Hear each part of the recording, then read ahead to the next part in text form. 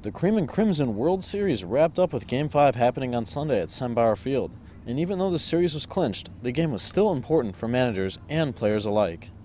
It's kind of blending in the freshmen, having them develop and watch some of the other upperclassmen that have been here for a while. Cream versus Crimson is a pretty big deal nowadays because we're coming around and we take it pretty serious. It's a little wager on it for our date party, and whoever wins doesn't have to pay for their date. Each assistant was able to build their team through a draft system. Coach Neal had the first pick, and then we went by position. For example, he took Josh Fagley with the first overall pick. Then I got the next catcher.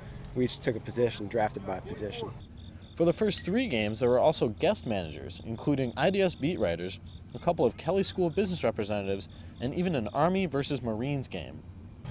Well, they were fun. It's nice to get kind of the community into the baseball program. We're kind of making a name for ourselves a little bit, and the university's kind of recognizing us. So it's nice to get those guys out here and kind of let them see what it's all about. So.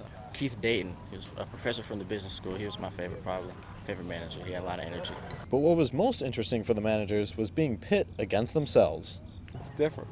I didn't like it. The funniest part was having Coach Smith in the dugout, and I was in charge because he's usually the one running things.